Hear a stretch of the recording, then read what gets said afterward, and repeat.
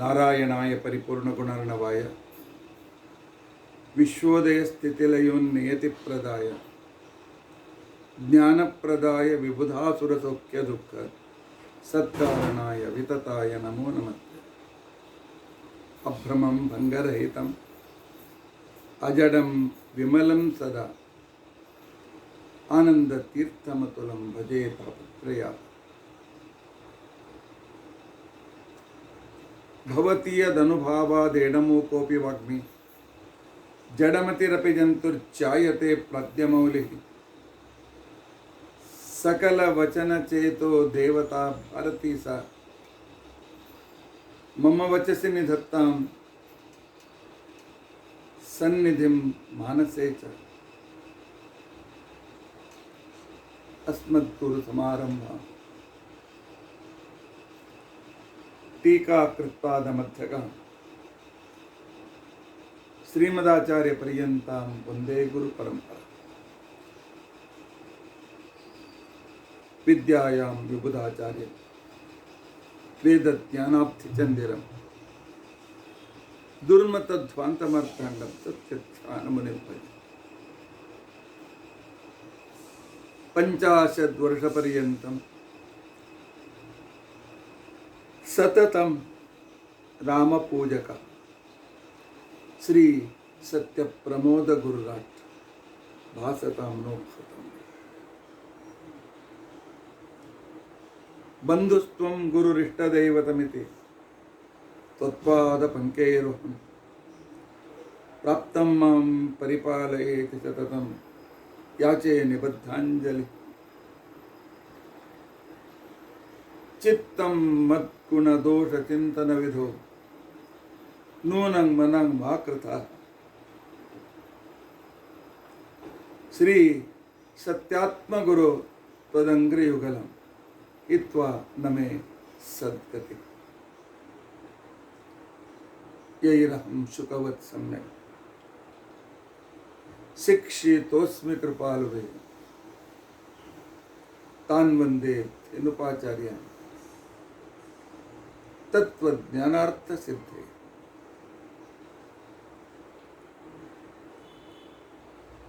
ಶ್ರೀ ಗುರುಭ್ಯೋ ನಮಃ.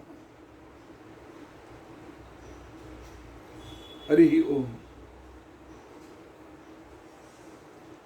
ಹರಿ ಓಂ. ಹರಿ ಓಂ.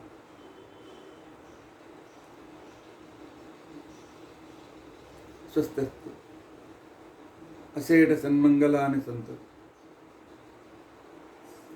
ಶ್ಲೋಕೈಕ ಶ್ರವಣ ಪಠನ ಮಾತ್ರೇಣ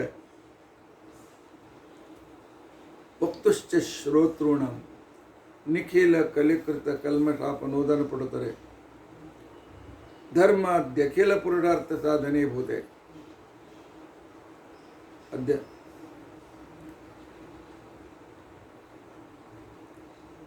ವಿಷ್ಣು ತತ್ವ ನಿರ್ಣಯ ವಿವರಣಾರಂಭೈಸಿ ತಥಾ ಭೀಮಸೇನಸ್ಯ ಆಧ್ಯಾತ್ಮಿಕ ಸ್ವರೂಪ ವಿವರಣಾರಂಭೈಸತೆ ಕಿಂಚಿತ್ ಪೂರ್ವಕಥಾ ಅನುವಾದ. ಹರಿ ಓಂ. ಹರಿ ಓಂ. ಹರಿ ಓಂ.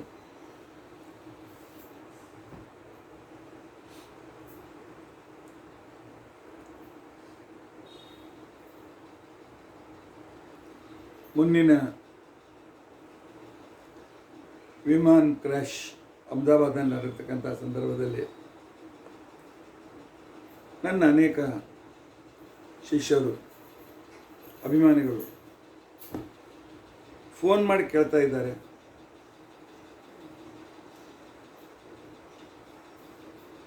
ಈ ಸಂದರ್ಭವನ್ನು ನಾವು ನಮ್ಮ ಜೀವನದಲ್ಲಿ ಹೇಗೆ ಅರ್ಥ ಮಾಡಿಕೊಳ್ಳಬೇಕು,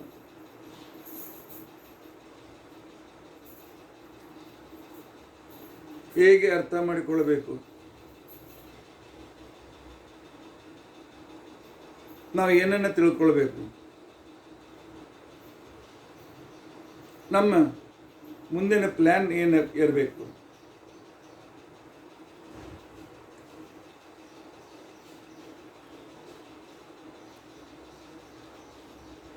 ಇದಕ್ಕೆ ಭಾಗವತ್ ಮಹಾತ್ಮ್ಯದಲ್ಲಿ ಉತ್ತರವನ್ನು ಕೊಟ್ಟಿದ್ದಾರೆ. ಕಾಲು ವ್ಯಾಲ ಮುಖಗ್ರಾಸ ತ್ರಾಸ ನಿರ್ಣಾಸ ಹೇತವೆ ಕಲೋ ಭಾಗವತಂ ಶಾಸ್ತ್ರಂ ಕೀರೇಣ ಭಾಷ್ಯ.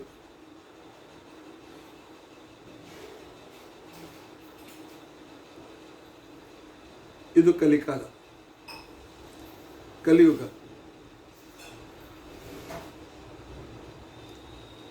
ಇಲ್ಲಿ ಯಾವುದು ಯಾವ ಕ್ಷಣದಲ್ಲಿ ಏನಾಗ್ತದೆ ಅಂತನ್ನೋದು ಹೇಳಲಿಕ್ಕೆ ಬರುವುದಿಲ್ಲ. ಪರಿಸರ ದೂಷಿತವಾಗಿದೆ. ನಮಗೆ ಸಂಸ್ಕಾರದಲ್ಲಿ ತಮ್ಮ ಸಂಸ್ಕಾರಗಳಲ್ಲಿ ಪರಿಪೂರ್ಣತೆ ಇಲ್ಲ.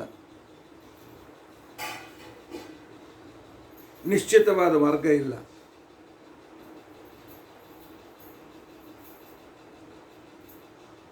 ಆದರೆ ಕಲಿಕಾಲ ಅಂತನ್ನೋದಾಗಲಿ ಅಥವಾ ಸಮಯ ಅಂತನ್ನುವ ಒಂದು ಹೆಬ್ಬಾವು, ಆ ಹೆಬ್ಬಾವಿನ ಮುಖದಲ್ಲಿ ನಾವು ಸಿಕ್ಕಿ ಬಿದ್ದಿದ್ದೇವೆ. ಹೆಬ್ಬಾವಿನ ಮುಖದಲ್ಲಿ ನಾವು ಸಿಕ್ಕಿ ಬಿದ್ದಿದ್ದೇವೆ ಅಂದ್ರೆ ಅರ್ಥ ಏನು? ಈ ಸಮಯ ಅಂತಿಕೊಂಡಂತನ್ನೋ ಹೆಬ್ಬಾವು ನಮ್ಮನ್ನು ಯಾವ ಕ್ಷಣಕ್ಕೂ ಕೂಡ ನಮ್ಮನ್ನು ನುಂಗಿ ಹಾಕಬಹುದು.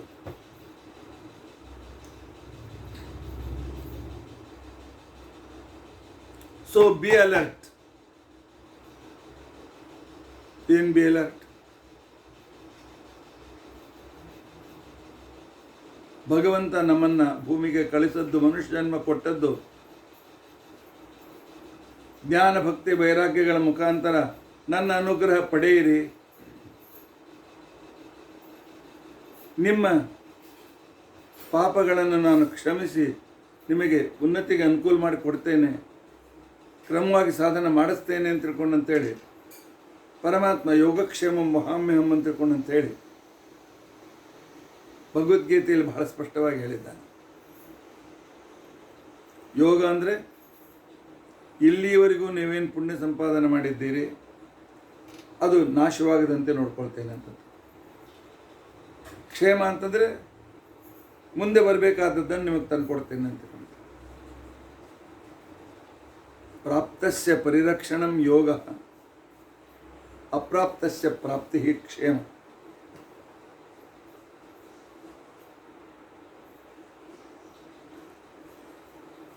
ಅದಕ್ಕೆ ಭಾಗವತ ಹೇಳ್ತದೆ, ಪರೀಕ್ಷಿತ ರಾಜನಿಗೆ 7 ದಿವಸ ಅಂತಂದಾಗ ಆಗ ಶುಕಾಚಾರ್ಯ ಹೇಳ್ತಾರೆ, 7 ದಿವಸ ಇದೆಯಪ್ಪ ನಿನಗೆ, ನಿಮ್ಮ ವಂಶದಲ್ಲಿ ಬಂದಿರತಕ್ಕಂತಹ ಖಟ್ವಾಂಗ ಅಂತಕೊಂಡು ರಾಜ ಆಗಿ ಹೋದ, ದೇವತೆಗಳಿಗೋಸ್ಕರ ಯುದ್ಧ ಮಾಡಿ ಗೆಲುವನ್ನು ತಂದು ಕೊಟ್ಟ, ದೇವತೆಗಳು ಏನು ಬೇಕು ಬರಬೇಕು ಅಂತ ತಿಳ್ಕೊಂಡು ಅಂತೇಳಿ ಅವನಿಗೆ ಕೇಳಿದರು, ನೀನು ಬೇಡದನ್ನು ಕೊಡ್ತೇವೆ ಅಂತ ತಿಳ್ಕೊಂಡು ಅಂತ ಹೇಳಿದರು. ಅಷ್ಟರಲ್ಲಿ ದೇವತೆಗಳು ತಮ್ಮ ಧ್ಯಾನ ದೃಷ್ಟಿಯಿಂದ ನೋಡಿದರೆ ಅವನಿಗೆ ಕೇವಲ 2 ಮುಹೂರ್ತ ಮಾತ್ರ, 90 ನಿಮಿಷ ಮಾತ್ರ ಅವನ ಆಯುಷ್ಯ ಬಾಕಿ ಇತ್ತು. 90 ಮಿನಿಟ್. ಮೊನ್ನೆ 90 ಮಿನಿಟ್ ಕೂಡ ಇಲ್ಲ, 3 ಮಿನಿಟ್ಸ್, 2 to 3 ಮಿನಿಟ್, ಅಥವಾ ಒಂದು 65-70 ಸೆಕೆಂಡ್.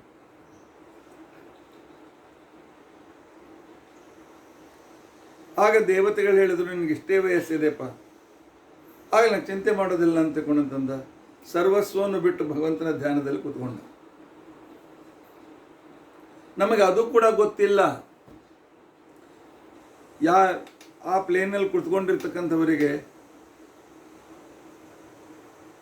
230 ಜನ ಪ್ರವಾಸಿಗರು, 12 ಜನ ಆ ಕ್ರೇಮ್ ಮೆಂಬರ್ಸ್, 42 ಜನ, ಆನಂತರ 21 ಜನ ಮೆಡಿಕಲ್ ಹಾಸ್ಪಿಟಲ್ ಇರತಕ್ಕಂಥ ಆ ನಿವಾಸಿ ಡಾಕ್ಟರ್ಸ್, ಅವರ ಫ್ಯಾಮಿಲಿ, ಅವರಿಗೆ ಗೊತ್ತಿತ್ತೆ ಈಗ ಊಟಕ್ಕೆ ಕೂತ್ಕೊಂಡಿದ್ದೇವೆ, ಊಟ ಮುಗಿಸೋದಿಲ್ಲ ಅಂತಕೊಂಡಂತ ಗೊತ್ತಿತ್ತೆ ಇಲ್ಲ.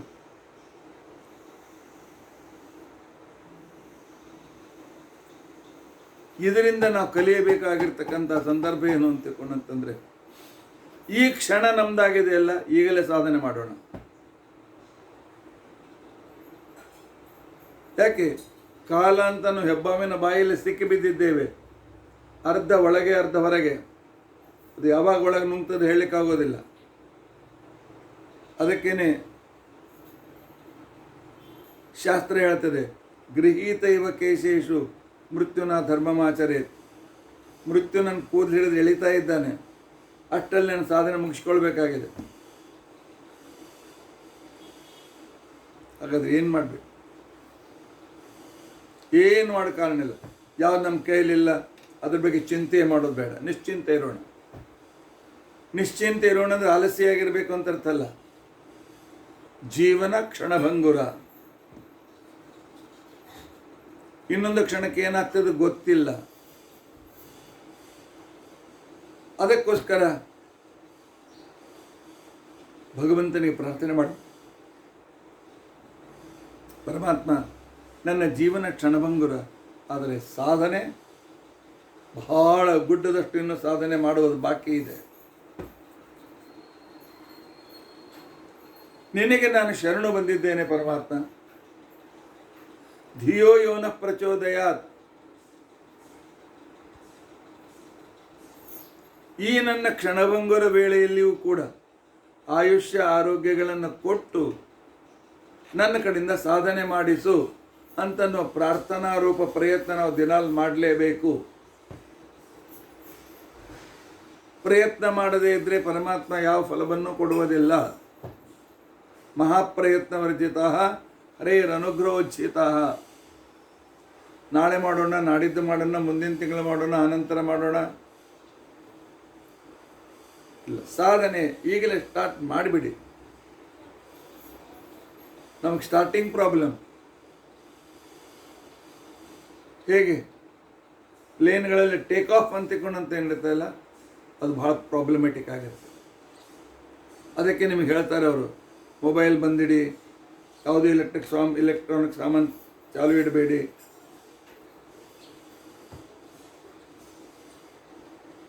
ಇಂಜನ್ ಮೇಲೆ ಯಾವ ರೀತಿಯಾಗಿ ಪ್ರೆಷರ್ ಬೀಳ್ತದೆ ಹೇಳಲಿಕ್ಕಾಗೋದಿಲ್ಲ. ಯಾವಾಗ ಇಂಜನ್ ಬಂದಾಗ್ತದೆ ಹೇಳಲಿಕ್ಕೆ ಬರೋದಿಲ್ಲ. ಅದಕ್ಕೋಸ್ಕರ ನರಸಿಂಹದೇವರಿಗೆ, ನಮ್ಮ ಕುಲದೇವರಿಗೆ ಪ್ರಾರ್ಥನೆ ಮಾಡ್ಕೊಳ್ತಿರಬೇಕು. ಸಾಧನೆಗೋಸ್ಕರ ಆಯುರಾರೋಗ್ಯಗಳನ್ನು ಕೊಡು ಪರಮಾತ್ಮ. ನನ್ನ ಅಪಮೃತ್ಯುವನ್ನು ಪರಿಹರಿಸು, ಅಪಮೃತ್ಯುವನ್ನು ಪರಿಹರಿಸು ಅನಿಲ ದೇವ ಅಂತ ತಿಳ್ಕೊಂಡು ಅಂತೇಳಿ ಪ್ರಾಣೇಶದಾಸರು ಹೇಳದಂತೆ ನಾವು ಯಾವಾಗಲೂ ಭಗವಂತನ ಕೇಳ್ಕೊಳ್ಬೇಕು. ಪರಮಾತ್ಮನ ಸಾಧನೆ ಮಾಡಬೇಕಾಗಿದೆಯೋ, ಸಾಧನೆ ನನ್ನ ಕಡೆಯಿಂದ ಮಾಡಿಸು ಅಂತ ತಿಳ್ಕೊಂಡು ಅಂತೇಳಿ ಕೇಳ್ಕೊಳ್ಬೇಕು. ದೇವರಂತಾನೆ ಅಲ್ವಾ, ನಿನಗೆ ಈಗಾಗಲೇ 70-80 ವರ್ಷ ಆಗಿದೆ, ಇಷ್ಟು ದಿವಸ ಟೈಮ್ ಕೊಟ್ಟನಲ್ಲ, ಏನು ಮಾಡಿದೆಯಾ ಅಂತ ತಿಳ್ಕೊಂಡು ಕೇಳ್ತಾನೆ ಪರಮಾತ್ಮ. ಅದನ್ನು ಮರೆತುಬಿಡು, ಈಗ ನನಗೆ ಸಾಧನೆ ಮಾಡ್ತಾನೆ ಕಡೆ ಅಂತ ಅನ್ನುವ ಪ್ರಾರ್ಥನೆ ನಾವು ಪ್ರತಿ ಕ್ಷಣದಲ್ಲಿಯೂ ಕೂಡ ಭಗವಂತನಿಗೆ ಮಾಡೋದು ಅತ್ಯಂತ ಅವಶ್ಯಕವಾಗಿದೆ. ಅದು ಹೊರತು ಬೇರೆ ಗತಿ ಇಲ್ಲ. ಪರಮಾತ್ಮನ ನಾವು ಈ ಪ್ರಾರ್ಥನೆಯನ್ನು ಮಾಡಲೇಬೇಕಾಗಿದೆ. ಅದನ್ನು ಏನು ಮಾಡಬೇಕು, ಏನು ತಿಳ್ಕೊಳ್ಬೇಕು ಅಂತನಿಷ್ಟೇ. ಇನ್ನೊಂದು ಕ್ಷಣಕ್ಕೆ ಏನಾಗ್ತದೆ ಹೇಳಲಿಕ್ಕೆ ಬರೋದಿಲ್ಲ. ಸಿಕ್ಕ ಸಮಯವನ್ನೇ ಪರಮಾತ್ಮನ ಅನುಗ್ರಹ ಪಡೆಯೋದಕ್ಕೋಸ್ಕರ ನಾವು ಪ್ರಯತ್ನಶೀಲರಾಗೋಣ. ಪ್ರತಿ ಕ್ಷಣದಲ್ಲಿಯೂ ಕೂಡ ನಮ್ಮ ಕರ್ತವ್ಯದ ಬುದ್ಧಿಯ ಕಡೆಗೆ ಲಕ್ಷ್ಯ ಇರೋಣ. ಬರೀ ಮಾಡಬೇಕಂತೆಲ್ಲ ಮಾಡಲಿಕ್ಕೆ ಪ್ರಾರಂಭ ಮಾಡಿಬಿಡೋಣ. ಮುಂದೆ ಶಕ್ತಿ ಸಾಮರ್ಥ್ಯ ಸಮಯ ಕೊಟ್ಟು ಪೂರ್ತಿ ಮಾಡ್ತಕ್ಕಂಥ ಭಗವಂತ ಅವನ ಬಿಟ್ಟು. ಇದು ವೇದದ ಸಂದೇಶ, ಇದು ಶಾಸ್ತ್ರದ ಸಂದೇಶ. ಇದನ್ನು ಅರ್ಥ ಮಾಡಿಕೊಳ್ಳಿ. ವೇದ ಅಂದಾಕ್ಷಣಕ್ಕೇನೆ ಮತ್ತೆ ವಿಷ್ಣು ತತ್ವ ನಿರ್ಣಯದ ನೆನಪಾಗ್ತದೆ. ಅದೇ ಪ್ರವಚನ ನಡೆದಿದೆ. ನಿತ್ಯ ವೇದ ಸಮಸ್ತ, ವೇದಗಳು ನಿತ್ಯ. ಇದ್ದ ವೇದಗಳನ್ನೇ ಪರಮಾತ್ಮ ಪ್ರಳಯ ಕಾಲದಲ್ಲಿ ತನ್ನ ಬುದ್ಧಿಯಲ್ಲಿ ಇಟ್ಕೊಳ್ತಾನೆ, ಮತ್ತೆ ಸೃಷ್ಟಿಕಾಲದಲ್ಲಿ ಉಚ್ಚರಿಸ್ತಾನೆ. ಅವನು ಉಚ್ಚರಿಸಿದ್ದನ್ನೇ ಉಚ್ಚರಿಸ್ತಾರೆ.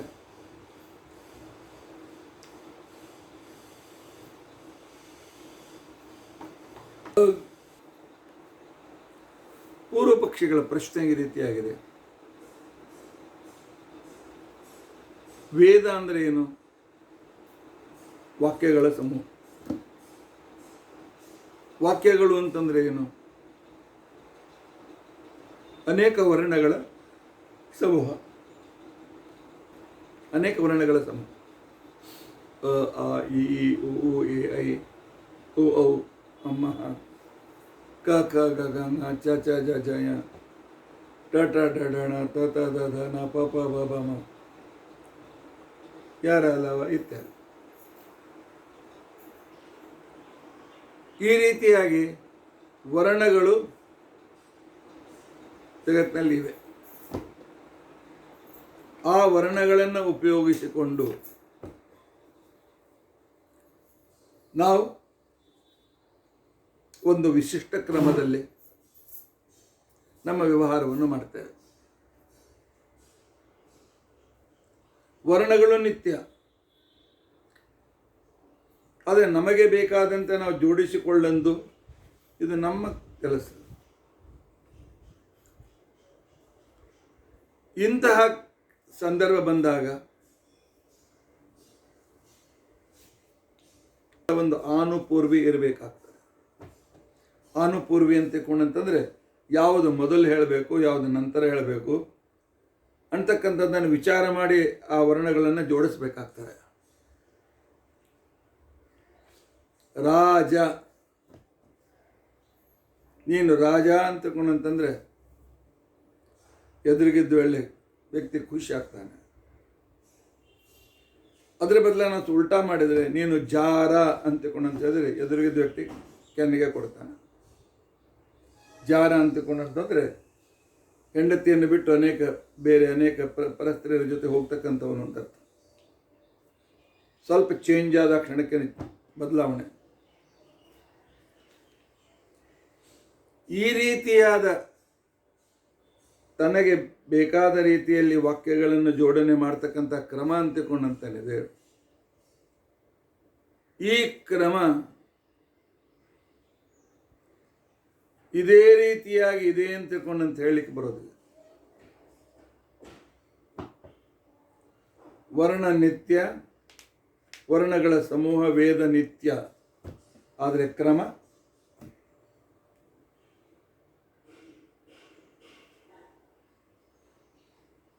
ಎಲೆ ವರುಣದೇವ ಆಯು ಪ್ರಮೋಷಿ, ನನ್ನ ಆಯುಷ್ಯವನ್ನು ಚೆನ್ನಾಗಿ ಬೆಳೆಸು, ನನ್ನನ್ನು ಆಯುಷ್ಯವಂತನನ್ನಾಗಿ ಮಾಡುವಂತಕೊಂಡಂತ ಹೇಳಿ ಪರಮಾತ್ಮನಿಗೆ ನಾವು ಮಾಡ್ತೇವೆ. ಇದನ್ನು ಹೇಳಿದವರು ಯಾರು?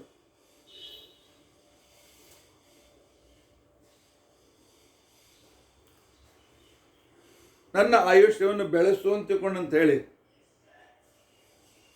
ನಿತ್ಯವಾದ ವೇದ ಹೇಳಲಿಕ್ಕೆ ಸಾಧ್ಯತೆ ಇದೆ.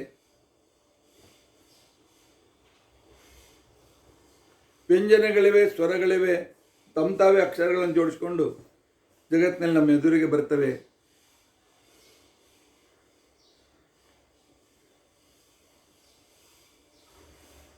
ಹಾಗಾದರೆ ಅದನ್ನು ವಿಚಾರ ಮಾಡಿ ಆ ಶಬ್ದಗಳನ್ನು ಜೋಡಿಸ್ತಕ್ಕಂಥವನು ಬೇಕು. ಅದು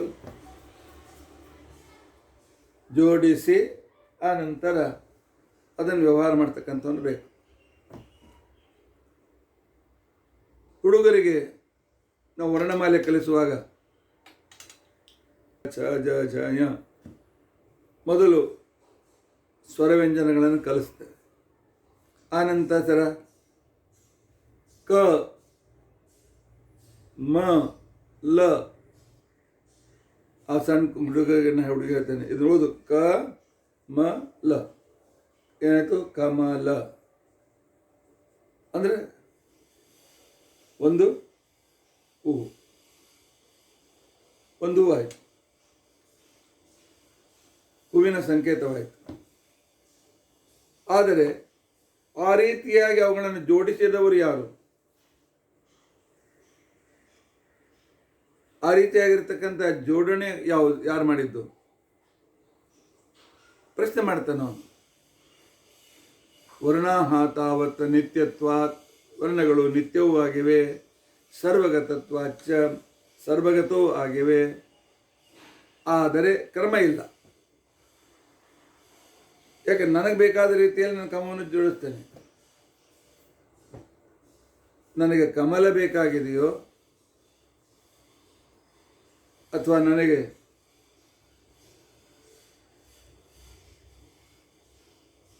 ಕಲಂ ಬೇಕಾಗಿದೆಯೋ? ನನಗೆ ಬೇಕಾದ ರೀತಿ. ಒಮ್ಮೆ ಕಮಲ ಅಂತಂತೆ, ಒಮ್ಮೆ ಕಲಂ ಅಂತಂತಾನೆ, ಒಮ್ಮೆ ಕರ್ಮ ಅಂತಂತಾನೆ, ಒಮ್ಮೆ ಕರಣ ಅಂತಂತಾನೆ. ನನಗೆ ಹೇಗೆ ಬೇಕು ಹಾಗೆ ವೇದಗಳನ್ನು ನಾನು ಜೋಡಿಸ್ಕೊಳ್ತೇನೆ. ವೇದಗಳಲ್ಲಿ ಏನು ವರ್ಣದ ಕ್ರಮ ಅಂತಿಕೊಂಡಂತೇನಿದೆ. ಕ್ರಮ ಇಲ್ಲದೆ ಇದ್ದರೆ ಅದು ಶಬ್ದ ಆಗೋದಿಲ್ಲ, ಶಬ್ದ ಇಲ್ಲದೆ ಇದ್ದರೆ ಅದು ಪದ ಆಗೋದಿಲ್ಲ, ಪದ ಇಲ್ಲದೆ ಇದ್ದರೆ ಅದು ವಾಕ್ಯವಾಗೋದಿಲ್ಲ. ವಾಕ್ಯವಾಗದೇ ಹೊರತು ವಿಶಿಷ್ಟ ಅರ್ಥವನ್ನು ಕೊಡುವುದಿಲ್ಲ. ಅಗ್ನಿಮೀಳೆ ಪುರೋಹಿತಂ.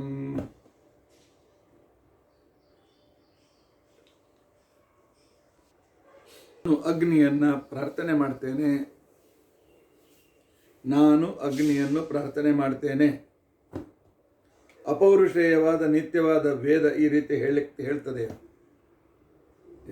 ನನಗೆ ಬೇಕು, ನಾನು ಪ್ರಾರ್ಥನೆ ಮಾಡ್ತೇನೆ. ಈ ಕ್ರಮ ಜೋಡಿಸಿದವನು ನಾನು. ಅಗ್ನಿಂ ಈಳೆ ಪುರೋಹಿತಂ, ನನಗೆ ಯಾವಾಗಲೂ ಹಿತಕವನ್ನು ಮಾಡ್ತಕ್ಕಂತಹ ಅಗ್ನಿನಾಮಕ ಪರಮಾತ್ಮನನ್ನು ಸ್ತೋತ್ರ ಮಾಡ್ತೇನೆ ಅಂತ ಅನ್ನುವುದನ್ನು ಯಾರಾದರೂ ಹೇಳಬೇಕಲ್ಲ.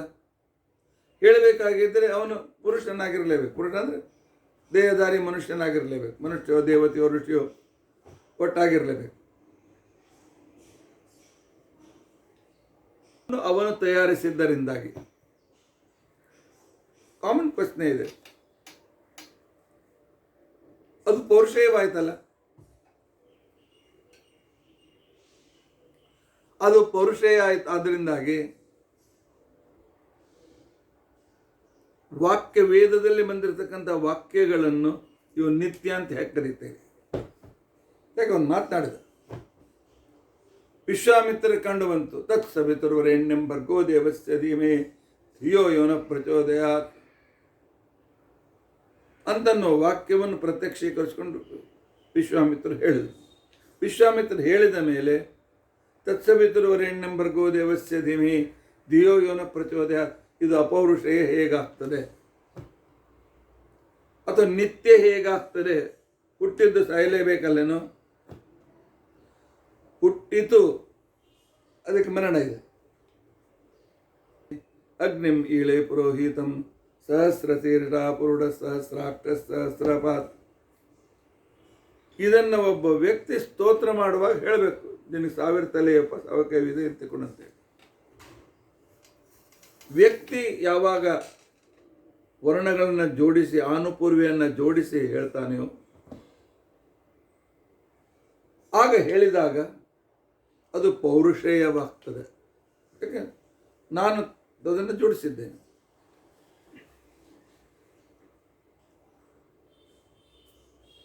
ಅದು ಅಪೌರುಷೇಯ ಹೇಗಾಗ್ತದೆ? ಹೋಗಲಿ, ನಾನು ವರ್ಣ ಉಚ್ಚಾರಣೆ ಮಾಡಿದ್ದೇನೆ, ನಾನು ಉಚ್ಚಾರಣೆ ಮಾಡಿದ್ದು ಹುಟ್ಟಿದ ಮೇಲೆ ಅದು ಸಾಯಲೇಬೇಕಲ್ಲ, ನಿತ್ಯ ಹೇಗಾಗ್ತದೆ ಅಂತನ್ನುವ ಪ್ರಶ್ನೆಗೆ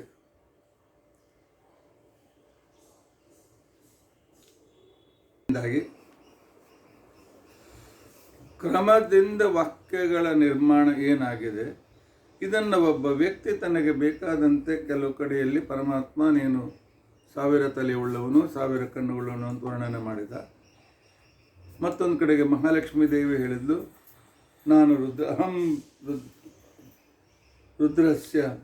ರುದ್ರಸ್ಯ ದೇ ಅಂತಿಕೊಂಡು ಅಂತೇಳಿ ಅಹಂ ರುದ್ರೇ ವಿಷ್ಣು ಯಾಮದೇವ, ನಾನು ರುದ್ರದೇವರನ್ನು ಕೂಡ ಬ್ರಹ್ಮದೇವರನ್ನು ಕೂಡ ಚೇಂಜ್ ಮಾಡಬಹುದು ಅಂತ ಲಕ್ಷ್ಮೀದೇವಿ ಹೇಳಿದ್ದು. ಇದು ಲಕ್ಷ್ಮೀದೇವಿ ಹೇಳಿದ ಮಾತು. ಧಿಯೋ ಯೋನ ಪ್ರಚೋದಯಾತ್, ಇದು ವಿಶ್ವಾಮಿತ್ರ ಹೇಳಿದ ಮಾತು. ಆದ್ದರಿಂದಾಗಿ ಒಬ್ಬರು ಹೇಳಿದ ಈ ಸ್ವರ ಎಲ್ಲ ನಿತ್ಯ ಹೋಗ್ತೇವೆ. ಏಕೆ ಆಕಾಶ ನಿತ್ಯ, ನಮಗೆಲ್ಲ ಹಿಂದೆ ಆಕಾಶ ನಿತ್ಯವಾದ್ದರಿಂದ ಅದನ್ನು ಹುಟ್ಟಿರ್ತಕ್ಕಂಥ ವರ್ಣ ನಿತ್ಯ ಎಲ್ಲ ನಮ್ಗೆ ಒಪ್ಪಿಸಿಬಿಟ್ಟಿದ್ದೀರಿ. ಆದರೆ ಈ ಕ್ರಮ ಅಗ್ನಿಂ ಈಳೆ ಪುರೋಹಿತಂ ಯಜ್ಞಸ್ಯ ದೇವ ಮೃತ್ಯುಜಂ ತತ್ಸವಿತರ್ವರೆಣ್ಯಂ ಭರ್ಗೋ ದೇವಸ್ಯ ಧೀಮಿ ಧಿಯೋ ಯೋನ ಪ್ರಚೋದಯಾತ್. ಈ ಕ್ರಮ ಆಗ ಕಾಲದಲ್ಲಿ ಬಂದವರು ಹೇಳಿದ್ದಾರೆ.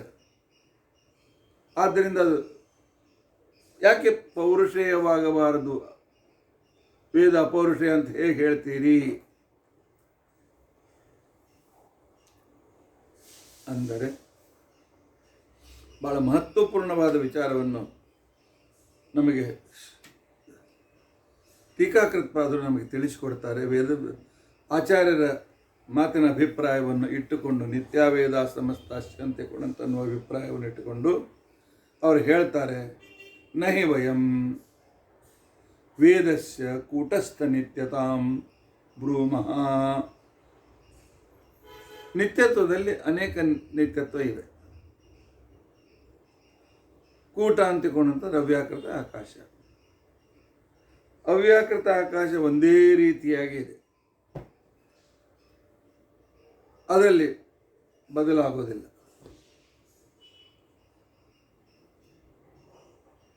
ವೇದ ಆ ರೀತಿಯಾದ ನಿತ್ಯವಲ್ಲ. ಆ ರೀತಿಯಾದ ನಿತ್ಯವಲ್ಲ ಅಂತ ತಿಳ್ಕೊಂಡಂತಂದ್ರೆ ಏನು? ಆ ವಾಕ್ಯವನ್ನು ಒಬ್ಬನೇ ಉಚ್ಚಾರಣೆ ಮಾಡೋದಿಲ್ಲ.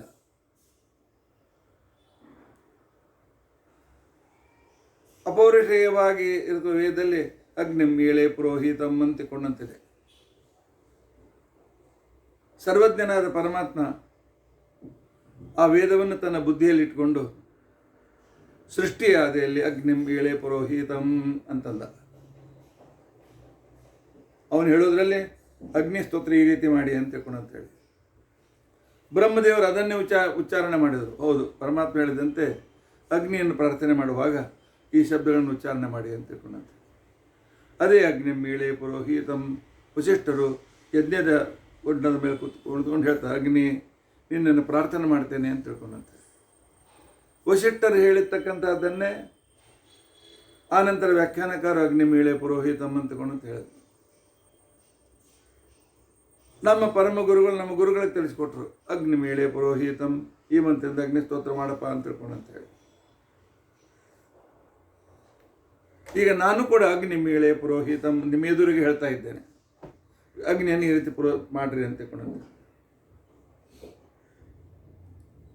ಆದರೆ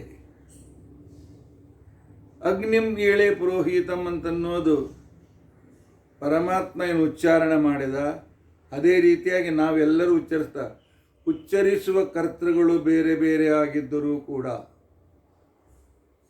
ಉಚ್ಚಾರಣೆ ಮಾಡ್ತಕ್ಕಂಥ ಋಷಿಗಳು ಅನಂತರ ನಾವು ನೀವು ಕೂಡ ನಾವು ಇವರು ಪ್ರತ್ಯೇಕ ವ್ಯಕ್ತಿಗಳಾಗಿದ್ದರೂ ಕೂಡ ನಾವು ಇದನ್ನು ಚೇಂಜ್ ಮಾಡಿ ಹೇಳಿಲ್ಲ.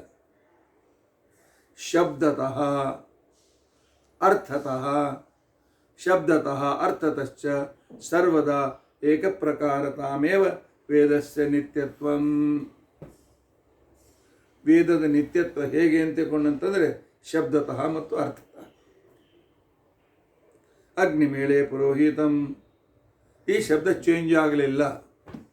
ವನ್ಹಿಂ ಈಳೆ ಪುರೋಹಿತಂ ಅಂತಕೊಂಡಂತೇಳಿ ಯಾರೂ ಹೇಳಲಿಲ್ಲ. ಈಳೆ ಅಗ್ನಿಂ ಪುರೋಹಿತಂ ಅಂತ ಯಾರೂ ಚೇಂಜ್ ಮಾಡಲಿಲ್ಲ. ಅಗ್ನಿಗೆ ಅಗ್ನಿಯಂತೆ ಅರ್ಥ ಬಂತೆ ಹೊರತು ಅಗ್ನಿ ಮತ್ತು ಅಗ್ರಗಮ್ಯತ ಪರಮಾತ್ಮ ಪ್ರತಿಯೊಂದು ಶಬ್ದ ಪರಮಾತ್ಮ ಶಬ್ದವಾಚನ ಆಗಿದ್ದಾನೆ ಅಂತಕೊಂಡಂತೇಳಿ ಅರ್ಥವೂ ಚೇಂಜ್ ಆಗಲಿಲ್ಲ. ಅರ್ಥವೂ ಚೇಂಜ್ ಆಗಲಿಲ್ಲ. ಆ ನಂತರ ಆ ಶಬ್ದಗಳೂ ಚೇಂಜ್ ಆಗಲಿಲ್ಲ. ಶಬ್ದತಃ ಅರ್ಥತಶ್ಚ ಸರ್ವದಾ ಏಕ ಪ್ರಕಾರತಂ.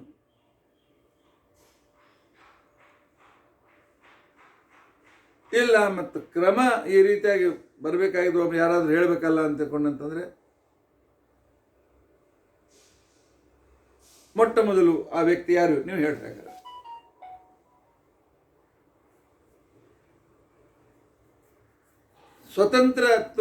ಸ್ವತಂತ್ರ ವಕ್ತೃತ್ವ ನಮ್ಮಲ್ಲಿ ಇಲ್ಲದೇ ಇರೋದರಿಂದಾಗಿ ಈ ಪದವನ್ನು ಹೇಳತಕ್ಕಂಥವನು ಪರಮಾತ್ಮನೇ. ಆದರೆ ಪರಮಾತ್ಮ ಹೇಗಿತ್ತು ಹಾಗೆ ಹೇಳಿದ್ದಾನೆ, ಅವನು ಚೇಂಜ್ ಮಾಡಲಿಕ್ಕೆ ಹೋಗಲಿಲ್ಲ. ಆದ್ದರಿಂದಾಗಿ ಆನುಪೂರ್ವಿ ವರ್ಣದ ಆನುಪೂರ್ವಿಯಿಂದ ಅರ್ಥ ಬರುವಂಥ ರೀತಿಯಲ್ಲಿ ರಚನೆ ಮಾಡಿದ ಸಹಸ್ರ ತೀರ್ಥ ಪುರುಡ ಸಹಸ್ರಾಷ್ಟ ಸಹಸ್ರಪಾತ್ ಇದು ಚೇಂಜ್ ಆಗಲಿಲ್ಲ.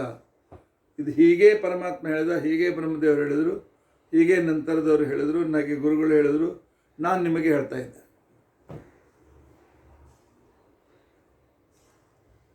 ಆದ್ದರಿಂದಾಗಿ ಶಬ್ದತಃ ಅರ್ಥತಃ ಬದಲಾವಣೆ ಆಗಲಿಲ್ಲ. ಅದಕ್ಕೋಸ್ಕರ ಕೃತಕತ್ವ ಇದೆ ಅಂತ ತಿಳ್ಕೊಂಡಂತ ಹೇಳಬಾರ್ದು. ಆ ರೀತಿಯಾಗಿ ಹೇಳ್ತಕ್ಕಂಥ ವಿವರಣೆ ಕೂಡ ಸರಿಯಾಗೋದಿಲ್ಲ. ಉಚ್ಚಾರಣೆ ಮಾಡ್ತಕ್ಕಂಥ ಸಂದರ್ಭದಲ್ಲಿ ವ್ಯಕ್ತಿಗಳು ಭಿನ್ನ ಆಗ್ಬೋದೇ ಹೊರತು, ಆದರೆ ಆ ಉಚ್ಚರಿಸಲ್ಪಡುವ ವೇದ ಮಂತ್ರದಲ್ಲಿ ಬದಲಾವಣೆ ಇಲ್ಲ.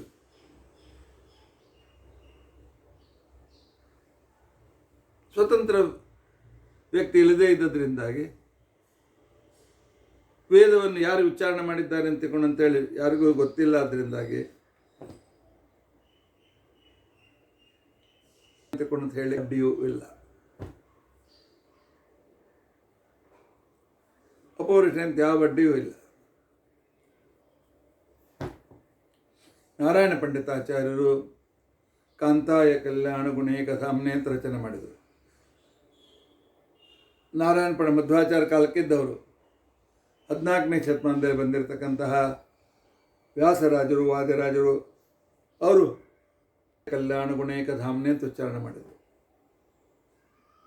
ನಂತರ ಬಂದಿರತಕ್ಕಂಥವ್ರು ಮಾಡಿದರು. ಆನಂತರ ನಮ್ಮ ಗುರುಗಳ ಮಾಡಿದರು. ನಂತರ ನನಗೆ ಕಲಿಸಿದ ಗುರುಗಳು ಕಾಂತಾಯ ಕಲ್ಯಾಣ ಗುಣೇಕ ಧಾಮ್ನೆ ನವದ್ವಿನಾಥ ಪ್ರಥಮ ಅಂತ ಹೇಳಿದರು. ಆದರೆ ಇಲ್ಲಿ ನಾರಾಯಣ ಪಂಡಿತಾಚಾರ್ಯ ರಚನೆ ಮಾಡಿದ್ದಾರೆ, ಅದು ಅದೇ ಆನುಪೂರ್ವಕ ಕಂಟಿನ್ಯೂ ಆಗಿ ಬಂತು ಅಂತ ಹೇಳ್ಬೋದು. ಆದರೆ ವೇದ ರಚನೆ ಮಾಡಿದ್ದಾರೆ ಅಂತ ಅನ್ನೋದಕ್ಕೋಸ್ಕರ ಎಲ್ಲಿ ಸಂಪ್ರದಾಯ ಇಲ್ಲ, ಪ್ರಸಿದ್ಧಿ ಇಲ್ಲ. ಆದ್ದರಿಂದಾಗಿ ವೇದಾಪೌರುಷೇಯತ್ವಕ್ಕೆ ಯಾವುದೇ ರೀತಿಯಾಗಿರ್ತಕ್ಕಂಥ ಭಂಗ ಬರುವುದಿಲ್ಲ. ಸ್ವತಂತ್ರಸ್ಯ ವಕ್ತು ಅಭಾವಾತ್ ಅಪೌರುಷೇಯತ್ವಂ ಉಪಪದ್ಯತೆ. ಅನಾದಿ ಕಾಲದಿಂದಲೂ ಇದೇ ಕ್ರಮ ಇದೆ. ಬ್ರಹ್ಮನು ಇದೇ ಕ್ರಮದಲ್ಲಿ ಹೇಳಿದ, ಋಷಿಗಳು ಇದೇ ಕ್ರಮದಲ್ಲಿ ಹೇಳಿದರು, ನಂತರ ದೇವತೆಗಳು ಇದೇ ಕ್ರಮದಲ್ಲಿ ಹೇಳಿದರು, ಗುರುಗಳು ಹೀಗೆ ಕ್ರಮದಲ್ಲಿ ಹೇಳಿದರು. ಆ ಕ್ರಮದಲ್ಲಿ ಬದಲಾವಣೆ ಆಗಲಿಲ್ಲ, ಅದರ ಅರ್ಥದ ಬದಲಾವಣೆ ಆಗಲಿಲ್ಲ. ಆದ್ದರಿಂದಾಗಿ ವೇದಾಪೌರುಷೇಯತ್ವಕ್ಕೆ ಯಾವುದೇ ರೀತಿಯಾಗಿರ್ತಕ್ಕಂಥ ಅನಾನುಕೂಲತೆ ಬರುವುದಿಲ್ಲ. ಈಗ ಈ ಕಲ್ಪದಲ್ಲಿರುವ ಅಗ್ನಿಮೇಳೆ ಪುರೋಹಿತಂ ಪ್ರಳಯ ಕಾಲದಲ್ಲಿ ಪರಮಾತ್ಮನ ತಲೆಯಲ್ಲಿ ಉಳಿದಿರುತ್ತದೆ. ಅವಾಗ ಹೈಗ್ರೂಪದಿಂದ ಅವನು ಅಗ್ನಿಮೇಳೆ ಪುರೋಹಿತಂ ಅಂತ ಉಪದೇಶ ಮಾಡ್ತಾನೆ. ಉಳಿದವರು ಗ್ರಹಣ ಮಾಡಿ ಅದನ್ನು ಪ್ರಚಾರ ಮಾಡ್ತಾನೆ, ಅಷ್ಟೇ. ಆದ್ದರಿಂದಾಗಿ ವೇದದ ನಿತ್ಯತ್ವದ ವಿಷಯದಲ್ಲಾಗಲಿ, ಆದ್ದರಿಂದಾಗಿ ವೇದದ ಪೌರುಷೇಯತ್ವದ ವಿಷಯದಲ್ಲಾಗಲಿ ಯಾವುದೇ ರೀತಿಯಾಗಿರ್ತಕ್ಕಂಥ ಸಂದೇಹ ಪಡುವ ಕಾರಣವಿಲ್ಲ. ಹೀಗೆ ವೇದಾಪೌರುಷೇಯತ್ವವನ್ನು ಆನುಪೂರ್ವಿ ಕ್ರಮದಿಂದ ಅನಾದಿ ಕಾಲದಿಂದ ಬಂದದ್ದರಿಂದ ಇದರ ಪೌರುಷೇಯತ್ವಕ್ಕೆ ಭಂಗ ಇಲ್ಲ ಅಂತಕ್ಕಂಥ ವಿಚಾರವನ್ನು ನಮ್ಮ ಎದುರಿಗೆ ಇಟ್ಟಿದ್ದಾರೆ. ಇದರ ನಂತರ ಮತ್ತೆ ವೇದದ ಮೇಲೆ ಇನ್ನೂ ಅನೇಕ ಪ್ರಶ್ನೆಗಳು ಬರ್ತವೆ. ಆ ಪ್ರಶ್ನೆಗಳಿಗೆ ಶ್ರೀಮದಾಚಾರ್ಯರು ಟೀಕಾಕೃತ್ಪಾದರು ಬಹಳ ಯೋಗ್ಯವಾದ ರೀತಿಯಲ್ಲಿ ಉತ್ತರ ಕೊಟ್ಟು ಆ ಪರವಾದಿಗಳ ಪರಾಜಯವನ್ನು ಮಾಡ್ತಾ ಇದ್ದಾರೆ. ಇಂಥ ತತ್ವನಿರ್ಣಯ ಉಳಿದ ವಿಚಾರ ನಾಳೆ ತೆಗೆದುಕೊಳ್ಳೋಣ. ಇವತ್ತು ನೀವು ಹೊಸದಾಗಿ ಕಲಿತದ್ದೇನು ಅಂತ ತಿಳ್ಕೊಂಡಂತಂದರೆ, ವರ್ಣಗಳು ನಿತ್ಯವಾಗಿದ್ದರೂ ಕೂಡ ವರ್ಣಗಳ ಕ್ರಮ ಆನುಪೂರ್ವಿ ಜೋಡಣೆ ಒಬ್ಬ ಮನುಷ್ಯನೇ ಮಾಡಬೇಕು. ಅದನ್ನೇ ಮಾಡಿದ್ದರಿಂದಾಗಿ ಅದು ದೇವರೇ ಮಾಡಿದ್ದಾರೆ ಅಂತ ಒಪ್ಪಿಡೋಣಲ್ಲ, ಯಾಕೆ ದೇವ್ರು ತಪ್ಪು ಮಾಡಂಗಿಲ್ಲ.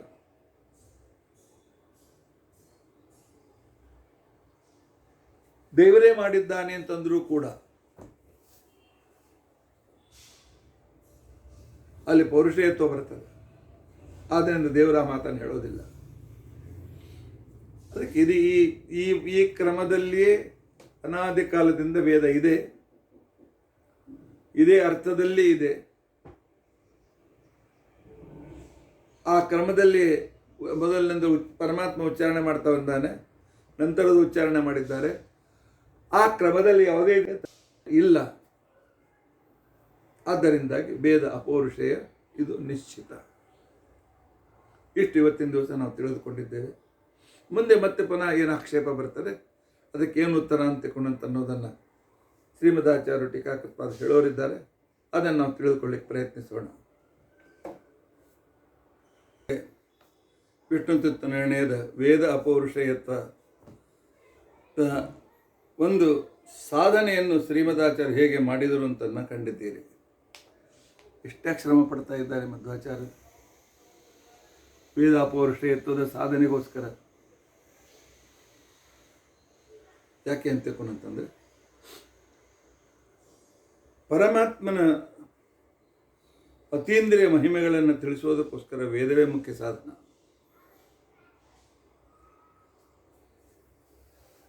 ಜಗತ್ತಿನಲ್ಲಿ ವೇದವನ್ನು ಬಿಟ್ಟು ಯಾವ ಅಪೌರುಷೇಯ ಗ್ರಂಥ ಇಲ್ಲ.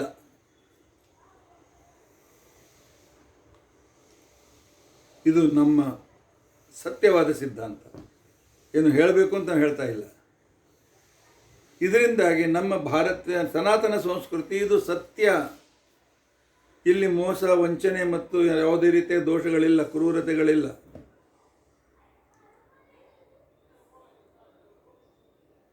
ಕ್ರೂರತೆಗಳಿಲ್ಲ. ಉಳಿದ ಗ್ರಂಥಗಳಲ್ಲಿ ಕ್ರೂರತೆಗಳಿವೆ.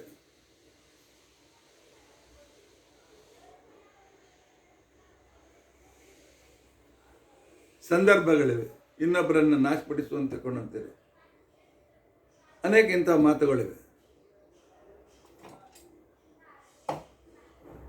ನಮ್ಮ ಸನಾತನ ಧರ್ಮದ ವೈಶಿಷ್ಟ್ಯ ನಮ್ಮ ಅಪೌರುಷೇಯ ಗ್ರಂಥಗಳು, ವೇದಗಳು. ಅದನ್ನು ಇಷ್ಟು ಯುಕ್ತಿಯುಕ್ತವಾಗಿ ಸಂರಕ್ಷಣೆ ಮಾಡ್ಕೊಂಡು ಬಂದಿದ್ದಾರೆ. ಎಲ್ಲ ಸಮಸ್ಯೆಗಳಿಗೂ ಉತ್ತರವನ್ನು ಕೊಟ್ಟಿದ್ದಾರೆ ಶ್ರೀಮದಾಚಾರ್ಯರು. ವೇದದ ಅಪೌರುಷೇಯತ್ವದ ಮತ್ತು ನಿತ್ಯತ್ವದ ಬಗ್ಗೆ ಎಷ್ಟು ಶ್ರಮ ಅವ್ರಿಗೆ ಶ್ರಮ ಆಗಿಲ್ಲ, ನಮ್ಮ ದೃಷ್ಟಿಯಿಂದ ಎಷ್ಟು ರೀತಿಯಿಂದ ನಮ್ಮ ಮೇಲೆ ಉಪಕಾರ ಮಾಡಿದ್ದಾರೆ ಅನ್ನೋದನ್ನು ನಾವು ತಪ್ಪದೇ ನೆನೆಸ್ಬೇಕು. ಇರಲಿ. ಇದೇ ಮಧ್ವಾಚಾರ್ಯರು ಭೀಮಸೇನ ಶ್ರವಣ ಭಕ್ತಿಯ ಪ್ರತಿನಿಧಿ ಹೇಗೆ, ಕೀರ್ತನ ಭಕ್ತಿಗೆ ಪ್ರತಿನಿಧಿ ಹೇಗೆ, ಸ್ಮರಣ ಭಕ್ತಿಗೆ ಪ್ರತಿನಿಧಿ ಹೇಗೆ ಅನ್ನೋದನ್ನು ಇಲ್ಲಿವರೆಗೂ ನಾವು ಕಂಡಿದ್ದೇವೆ. ಇವತ್ತು ಭಕ್ತಿಯಲ್ಲಿ 4ನೇ ಭಕ್ತಿ ಶ್ರವಣಂ ಕೀರ್ತನಂ ವಿಷ್ಣು ಸ್ಮರಣಂ ಪಾದಸೇವನಂ. ಪಾದಸೇವನಂ ಅಂತಕ್ಕಂಥ ಒಂದು ನವವಿಧ ಭಕ್ತಿಯಲ್ಲಿ ಒಂದು ಭಾಗ. ಆ ನವವಿಧ ಭಕ್ತಿಯ ಸಾಕ್ಷಾತ್ ಪಾದಸೇವನ ಅನ್ನುವ ಒಂದು ಕಾನ್ಸೆಪ್ಟಿನ ಒಂದು ಸಾಕ್ಷಾತ್ ಮೂರ್ತಿಮಂತ ಚರಿತ್ರೆ ಭೀಮಸೇನ. ಪಾದಸೇವನ ಅಂದರೆ ಏನರ್ಥ? ಪರಮಾತ್ಮನ ಪಾದಗಳ ಸೇವೆ ಮಾಡಬೇಕು. ಪರಮಾತ್ಮನ ಪಾದ ಸಿಕ್ಕರಲ್ಲ, ವೈಕುಂಠದಾಗಿದ್ದಾನೆ. ನಾವು ಕರೆದಾಗ ನಮ್ಮ ಎದುರು ಬಂದು ಕೂತು ನಮಗೆ ಕೊಡೋಂಗಿಲ್ಲ. ಅವನ ಪಾದ ಸೇವೆ ಮಾಡೋ ಅವಕಾಶ ನಮ್ಗೆ ಸಿಕ್ಕೋದಿಲ್ಲ. ಯಾವ ಅವಕಾಶ ಸಿಕ್ಕೋದಿಲ್ಲ ಅದನ್ನು ಮಾಡುವಂತ ಶಾಸ್ತ್ರ ಹೇಗೆ ವಿಧಾನ ಮಾಡ್ತದೆ ಹೇಳಿ?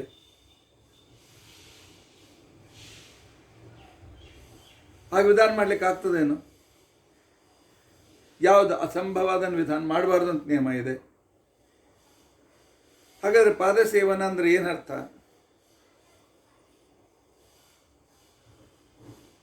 ಸಂಸ್ಕೃತ ಒಂದು ಕೋಶ ಹೇಳ್ತದೆ, ಉತ್ತಮಾನಂತು ವೈಶಿಷ್ಟ್ಯಂ ಪಾದಶಬ್ದೇನ ಭಣ್ಯತೆ ಅಂತ ತಿಳ್ಕೊಂಡಂತೇಳಿ. ಶ್ರೇಷ್ಠ ಜನರ ಶ್ರೇಷ್ಠತೆ ಪಾದಶಬ್ದದಿಂದ ವ್ಯಕ್ತಪಡಿತವಾಗ್ತದೆ ಅಂತ ಅರ್ಥ. ಪರಮಾತ್ಮನ ಪಾದವನ್ನು ಯಾವಾಗಲೂ ಸ್ಮರಿಸುವ ವ್ಯಕ್ತಿಗಳು ಅವರು ಪರಮಾತ್ಮನ ಪಾದ ಅಂತ ಅನ್ಸ್ಕೊಳ್ತಾರೆ. ನಾವು ನಮ್ಮಲ್ಲಿ ಬಂದಾಗ ಸತ್ಯಾರ್ಥ ತೀರ್ಥ ಶ್ರೀಪಾದಂಗಳವರನ್ನು ಸ್ವಾಗತ ಮಾಡ್ತೇವೆ. ಶ್ರೀಪಾದಂಗಳವರನ್ನು, ಶ್ರೀ ಪರಮಾತ್ಮನ ಮಂಗಲಕರವಾದ ಪಾದದಂತೆ ಇರತಕ್ಕಂಥ ಈ ಗುರುಗಳನ್ನು ಸ್ವಾಗತ ಮಾಡ್ತೇವೆ ಅಂತ ಅರ್ಥ. ಸತ್ಯಾತ್ಮ ತೀರ್ಥರಿಗೆ, ಸತ್ಯಾತ್ಮ ತೀರ್ಥ ಶ್ರೀಮತ್ ಚರಣರು ಪಾದ ನಿಜವಾದ ಪಾದರು ಅಂತ ತಿಳ್ಕೊಂಡಂತಂದ್ರೆ ಯಾರು? ನಮ್ಮ ಸ್ವರೂಪೋದ್ಧಾರಕರು. ಗುರುಗಳ ಸೇವೆ ಪಾದ ಸೇವನೆ. ಪರಮಾತ್ಮನ ಪಾದ ಸೇವನೆ ಅಂತಂದ್ರೆ ಗುರುಗಳ ಸೇವೆಯನ್ನು ಮಾಡೋದು. ಗುರುಗಳ ಸೇವೆಯನ್ನು ಮಾಡೋದು ಅಂದ್ರೆ ಏನರ್ಥ? ಗುರುಗಳ ಕಾಲನ್ನು ಒತ್ತುವುದು ಅಂತ ಅರ್ಥ. ಅಷ್ಟೇ ಅರ್ಥ ಇಟ್ಕೊಂಡ್ರೆ ಅನರ್ಥ ಆಗ್ತದೆ. ಒಬ್ಬ ಗುರುಗಳಿಗೆ ಇಬ್ಬರು ಶಿಷ್ಯಂದಿರಿದ್ರು. ಇಬ್ಬರು ಶಿಷ್ಯಂದ್ರಿಗೆ ಗುರುಗಳು ಹೇಳಿದರು, ನೀನು ಬಲಗಾಲು ಹೊತ್ತು, ನೀನು ಎಡಗಾಲು ಹೊತ್ತು, ನೀನು ಬಲಗಾಲಿಗೆ ಎಣ್ಣೆ ಹಚ್ಚಿ ಮಾಲಿಶ್ ಮಾಡು, ನೀನು ಎಡಗಾಲಿಗೆ ಮಾಡು. ಯಾರು ಸೇವೆಯನ್ನು ಚೆನ್ನಾಗಿ ಮಾಡ್ತೀರಿ ಅವ್ರಿಗೆ ಪ್ರಮೋಷನ್ ಕೊಡ್ತೇನೆ, ಬಹುಮಾನ ಕೊಡ್ತೇನೆ ಅಂತ ತಿಳ್ಕೊಂಡಂತ ಹೇಳಿದೆ. ಬಲಗಾಲ ಮಾಲಿಶ್ ಮಾಡುವ ಶಿಷ್ಯ ಅವನು ಭಾಳ ಅಲರ್ಟ್ ಇದ್ದ. ಭಕ್ತಿ ಇತ್ತು, ಶ್ರದ್ಧಾ ಇತ್ತು. ಬಲಗಾಲನ್ನು ತಿಕ್ಕುವುದು, ಒತ್ತುವುದು, ಅದಕ್ಕೆ ಶಕ್ತಿ ಬರುವಂತೆ ಎಲ್ಲ ಮಾಡ್ತಿದ್ದ. ಎಡಗಾಲ ಒತ್ತುವನ ಶಿಷ್ಯ ಆಲಸ್ಯ. ಸ್ವಲ್ಪ ಒತ್ತಿದಾಗ ಮಾಡಬೇಕು, ಬಿಟ್ಬಿಡ್ಬೇಕು, ಪಾಲಿಶ್ ಮಾಡಬೇಕು, ಮಾಡದೇ ಇರಲಿಕ್ಕಿಲ್ಲ. ಬಲಗಾಲು ಒಳ್ಳೆ ಗಟ್ಟಿಮುಟ್ಟಾಗಿ ಚೆನ್ನಾಗಿ ಮೇಲಿನ ಮೇಲೆ ಮಾಲಿಶದಿಂದ ಬೆಳ್ಳಗ ಕಾಣಿಸ್ಲಿಕ್ಕೆ, ಕಾಂತಿ ಹೊಳಿಲಿಕ್ಕೆ ಪ್ರಾರಂಭ. ಎಡಗಾಲು ಹೊಳಿಲ್ಲ ಏನಿಲ್ಲ, ಯಾಕಂದ್ರೆ ಆ ರೀತಿಯಾಗಿ ಟ್ರೀಟ್ಮೆಂಟೇ ಮಾಡಿರಲಿಲ್ಲ ಅವನು, ಆ ರೀತಿ ಸೇವೆ ಮಾಡಿರಲಿಲ್ಲ ಶಿಷ್ಯ.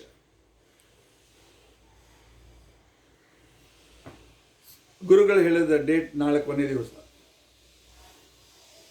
ಎಡಗಾಲವನ್ನು ನೋಡಿದ, ಬಲಗಾಲ ಬಹಳ ಚೆನ್ನಾಗಿ ಬೆಳೆದಿದೆ, ಬಲಗಾಲ ಬಹಳ ಒತ್ತಿದ್ದಾನೆ, ದಿನ ಮಾಲಿಶ್ ಮಾಡೋದ್ರಿಂದಾಗಿ ತಳ ತಳ ತಳ ಹೊಳಿತಾ ಇದೆ. ನಾನೇನು ಮಾಡಿಲ್ಲ ಅಂತಕೊಂಡು ಎಲ್ಲ ಸುಕ್ಕುಗಟ್ಟಿದೆ ಎಡಗಾಲು.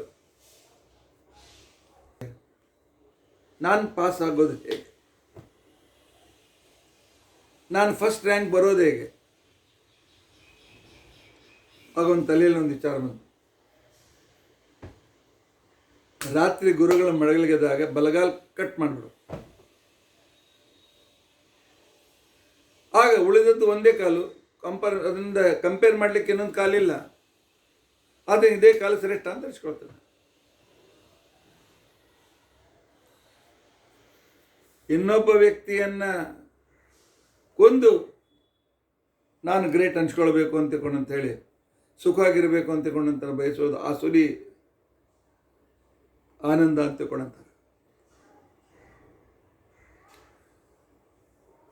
ಪಾಣಿಗ್ರಹಣ ಮಾಡಿಕೊಂಡು ಅಗ್ನಿಸಾಕ್ಷಿಯಾಗಿ ಆದ ಗಂಡನನ್ನು ಕಾಠ್ಮಾಂಡು ಕರೆದುಕೊಂಡು ಹೋಗಿ ಕೊಂದು ಇನ್ನೊಬ್ಬನ ಜೊತೆಯಲ್ಲಿ ನನ್ನ ಗಂಡ ಶ್ರೇಷ್ಠ ಅಂತ ತಿಳ್ಕೊಂಡಂತಂದ್ರೆ ಅದಕ್ಕೆ ಇವನು ಸಹಾಯ ಮಾಡಿದರೆ ಅಲ್ಲಿ ಸರಿಯಾದ ಸ್ಪರ್ಧೆ ಅಂತ ಅನಿಸೋದಿಲ್ಲ. ಅದನ್ನು ಕೇವಲ ಫಿಸಿಕಲ್ ತೆಗೆದುಕೊಳ್ಳಬಾರದು. ಗುರುಗಳ ಸೇವಾ ಅಂತ ತಿಳ್ಕೊಂಡಂತಂದರೆ ಗುರುಗಳನ್ನು ಆನಂದಪಡಿಸುವುದು ಅಂತ ಅರ್ಥ. ಗುರುಗಳು ಯಾವಾಗ ಆನಂದ ಪಡ್ತಾರೆ? ನಾನು ಹೇಳಿದ ಹಾಗೆ ಶಿಷ್ಯ ಕೇಳಿದರೆ ಆನಂದ ಪಡ್ತಾರೆ. ಜಗತ್ತಿನ ಸಾಮಾನ್ಯ ನಿಯಮ.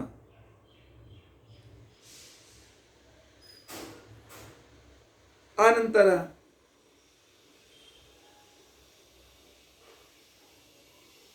ಗುರುಗಳನ್ನು ಸಂತೋಷಪಡಿಸ್ಬೇಕು. ಭೀಮಸೇನ ದೇವ್ರ ಗುರುಗಳು ಯಾರು? ಭೀಮಸೇನ ದೇವ್ರಿಗೆ ಸಾಕ್ಷಾತ್ ಪರಮಾತ್ಮನೇ ಗುರು. ಅವನೇ ತ್ವಮೇವ ಮಾತಾ ಚ ಪಿತಾ ತ್ವಮೇವ ಬಂಧುಶ್ಚ ಸಖಾ ತ್ವಮೇವ ವಿದ್ಯಾಧನ ತ್ವಮೇವ ಗುರುಂ ತ್ವಮೇವ, ಎಲ್ಲರೂ ಅವರೇ.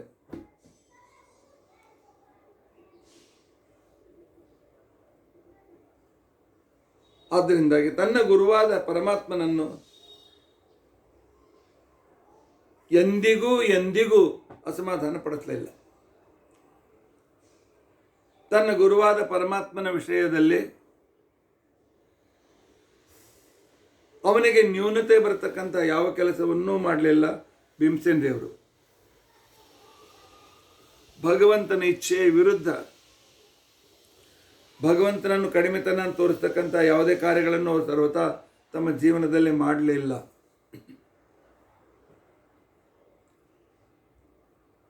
ಇದೇ ಅವರು ಮಾಡಿರ್ತಕ್ಕಂಥ ಪಾದ ಸೇವನ.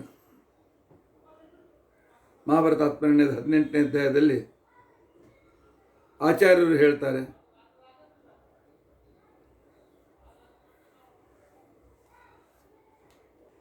ನಿಜ ಪ್ರತಿಭಯಾ ಜಾನನ್ ಸರ್ವಾಸ್ತ್ರಾಣಿ ತಥೋಧಿಕಂ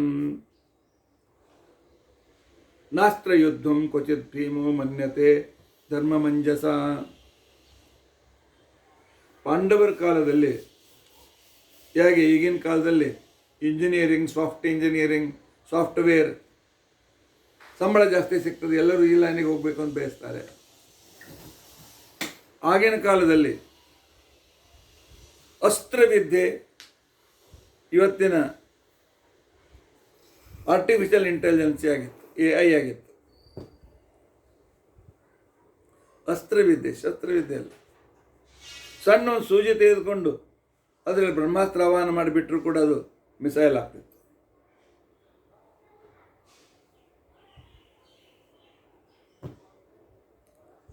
ಆ ಕಾಲದಲ್ಲಿ ಅಸ್ತ್ರವಿದ್ಯೆಗೆ ಬಹಳ ಮಹತ್ವ ಇತ್ತು. ಅಸ್ತ್ರವಿದ್ಯೆ ಬಲ್ಲವರು ಬಹಳ ಪ್ರಸಿದ್ಧನಾಗ್ತಾ ಇದ್ರು. ಅಸ್ತ್ರವಿದ್ಯೆಯಲ್ಲಿ ದೇವತೆಗಳ ಪ್ರಾರ್ಥನೆ. ಅಸ್ತ್ರವಿದ್ಯೆ ಅಂದ್ರೆ ಏನರ್ಥ? ವರುಣನ ಪ್ರಾರ್ಥನೆ ಮಾಡಿ, ವರುಣ ಬಾ, ನಾನು ಈ ಬಿಡುವ ಬಾಣದಲ್ಲಿ ಕೂತ್ಕೋ, ಬಿಟ್ಟಾಕ್ಷಣಕ್ಕೇನೆ ಸಂಪೂರ್ಣ ಸೈನ್ಯದ ಆ ಎದುರಾಳಿಯ ಸೈನ್ಯದ ಮೇಲೆ ಮಳೆ ಬೀಳು. ಇದು ವರುಣಾಸ್ತ್ರ. ಬಾಣ ತೆಗೆದುಕೊಳ್ಬೇಕು, ಅದರಲ್ಲಿ ವಾಯುದೇವರನ್ನು ಆವಾಹನ ಮಾಡೋದು. ಆವಾಹನ ಮಾಡಿ ವಾಯವ್ಯಾಸ್ತ್ರದಿಂದ ಎಲ್ಲ ಶತ್ರುಗಳ ಮನೆಗಳನ್ನು ಹಾರಿಸಿಬಿಡ್ರಿ ಅಂತ ತಿಳ್ಕೊಂಡಂತೇಳಿ.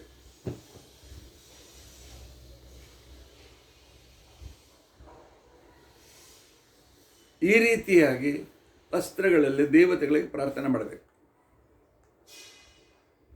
ಅಗ್ನಿಯ ಅಸ್ತ್ರ ಇದ್ದರೆ ಅಗ್ನಿಗೆ ಪ್ರಾರ್ಥನೆ ಮಾಡಬೇಕು, ವರುಣ ಇದ್ದರೆ ವನ್ಗೆ ಪ್ರಾರ್ಥನೆ ಮಾಡಬೇಕು, ಇಂದ್ರ ಇದ್ದರೆ ಇಂದ್ರನಿಗೆ ಪ್ರಾರ್ಥನೆ ಮಾಡಬೇಕು.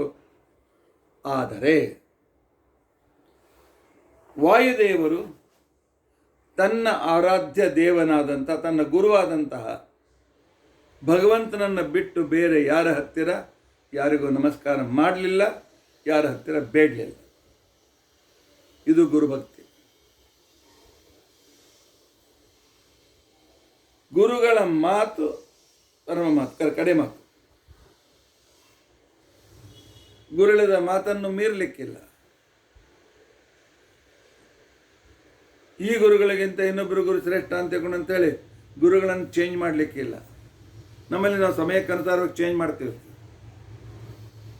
ಇವ್ರು ಕರೆದು ಮರ್ಯಾದೆ ಮಾಡಿದರು, ಇವ್ರು ಚಲೋಪ್ಪ. ಅವ್ರು ಕರೆದು ಮರ್ಯಾದೆ ಮಾಡಿದರು, ಇವ್ರು ಬೇಡ, ಇವ್ರು ಭಾಳ ಒಳ್ಳೆಯವರು. ಹೀಗಾಗಿ ನಾವೆಲ್ಲ ಹೇಗೆ ಅಂತಂದರೆ ಗುರುಗಳನ್ನು ಚೇಂಜ್ ಮಾಡ್ಕೋತಿರ್ತೀವಿ.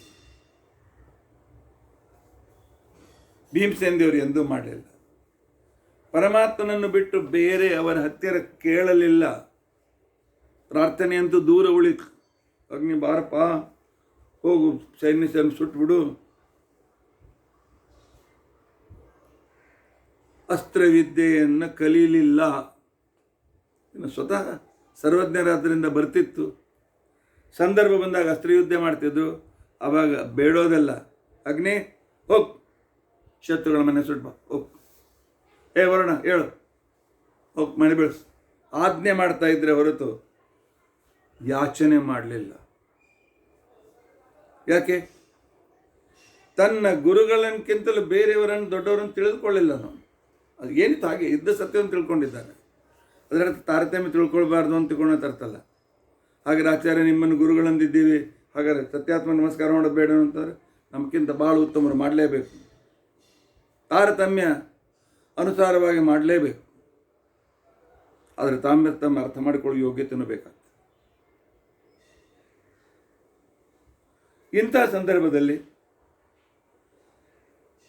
ಆ ತನ್ನ ಪರಮಾತ್ಮನನ್ನು ಬಿಟ್ಟು ಬೇರೆ ಯಾರ ಹತ್ರ ಕೈ ಒಡ್ಡಲಿಲ್ಲ, ಯಾರಿಗೆ ನಮಸ್ಕಾರ ಮಾಡಲಿಲ್ಲ. ನಾಕಾಂಕ್ಷಂ ಕಿಮುತೇನ್ಯೇಭ್ಯಂ, ಯಾರ ಹತ್ರ ಏನು ಬೇಡಲಿಲ್ಲ. ಆ ನಂತರ ಯಾವುದೇ ರೀತಿಯಾಗಿರ್ತಕ್ಕಂಥ ರೀತಿಯಲ್ಲಿ ಇನ್ನೊಬ್ಬರಿಂದ ಬಯಸಲಿಲ್ಲ. ಇನ್ನು ಆಚಾರ್ಯರು ಗೀತಾ ಭಾಷ್ಯದಲ್ಲಿ, ಗೀತಾ ತಾತ್ಪರ್ಯದಲ್ಲಿ ನಿಷ್ಕಾಮ ಕರ್ಮಯೋಗದ ವಿಚಾರವನ್ನು ಹೇಳ್ತಾ ಪರಮಾತ್ಮನ ಪ್ರೀತಿ ಬಿಟ್ಟು ಬೇರೆ ಯಾವ ಉದ್ದೇಶವೂ ಇರಬಾರದು ಅಂತ ಹೇಳ್ಬಿಡ್ತಾರೆ. ಅದನ್ನು ತಾವು ಭೀಮರಾದಾಗ ಪ್ರಾಕ್ಟಿಕಲ್ ಮಾಡಿ ತೋರಿಸಿದ್ದಾರೆ. ಅವರು ಪರಮಾತ್ಮನ ಹತ್ತಿರವೂ ಕೂಡ, ಪರಮಾತ್ಮ ಸ್ವಾಮಿ ಸಂತಂತ್ರ ಏನು ಬೇಡಿದ್ರು ಕೊಡ್ತಾನೆ. ಪರಮಾತ್ಮನ ಹತ್ತಿರವೂ ಕೂಡ ಲೌಕಿಕವಾಗಿರ್ತಕ್ಕಂಥ ಯಾವ ಬಯಕೆಯನ್ನು ಪರಮಾತ್ಮನ ಹತ್ತಿರ ಎದುರಿಗಿಡಲಿಲ್ಲ. ಪರಮಾತ್ಮನ ಹತ್ರ ಕೇಳಿಕೊಂಡದ್ದು ಜ್ಞಾನ, ಭಕ್ತಿ, ಹರೇಸ್ತೃಪ್ತಿ, ಮೂರೇ ಮಾತ್ರ. ನನಗೆ ಜ್ಞಾನವನ್ನು ಕೊಡಿ, ನಿನ್ನ ಜ್ಞಾನ ಹೆಚ್ಚೆಚ್ಚು ನನ್ನ ಕೊಡು ಪರಮಾತ್ಮ, ನಿನ್ನ ಪಾದಾರವಿಂದಲೇ ಭಕ್ತಿಯನ್ನು ಕೊಡು, ಕೊನೆಗೆ ಮೋಕ್ಷದಲ್ಲಿ ಸುಖವಾಗಿಡು. ಬೇರೆ ಯಾವುದೇ ರೀತಿಯಾಗಿರ್ತಕ್ಕಂಥ ಬೇಡಿಕೆಗಳನ್ನು ಯಾರ ಹತ್ತಿರವೂ ಬೇಡಲಿಲ್ಲ, ಉಳಿದವರ ಹತ್ರ ಏನೂ ಬೇಡಲಿಲ್ಲ. ಪರಮಾತ್ಮನ ಹತ್ರವೂ ಕೂಡ ಜ್ಞಾನ, ಭಕ್ತಿ, ಹರೇಸ್ತೃಪ್ತಿ ಇಷ್ಟನ್ನು ಮಾತ್ರ ಬೇಡಿದರು. ಇದಕ್ಕಂತಾರೆ ಪಾದ ಸೇವನ. ಯಾಕೆ? ತಾರತಮ್ಯ ಚೆನ್ನಾಗಿ ಅರ್ಥ ಮಾಡಿಕೊಂಡಿದ್ದರು. ನಾಕಾಂಕ್ಷಂ ಕಿಮುತೇನ್ಯೇಭ್ಯೋ ಅಸ್ತ್ರಂ ಕಾಮಫಲಪ್ರದಂ. ಆನಂತರ ಇನ್ನೊಬ್ಬರಿಂದ ಏನನ್ನು ಬೇಡ ತೆಗೆದುಕೊಳ್ಳಿಲ್ಲ. ಶುದ್ಧೇ ಭಾಗವತೆ ಧರ್ಮೆ ನಿರತೋ ಹೋದರ.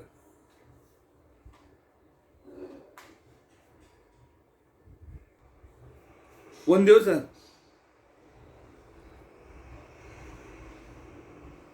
ಏಕಚಕ್ರ ನಗರದಲ್ಲಿದ್ದಾಗ ದಿನಾಲು ಧರ್ಮ, ಅರ್ಜುನ, ನಕುಲ, ಸಹದೇವ, ಧರ್ಮರಾಜ, ಅರ್ಜುನ, ನಕುಲ, ಸಹದೇವ ಭಿಕ್ಷೆ ಬೇಡಲಿಕ್ಕೆ ಹೋಗ್ಬೇಕು.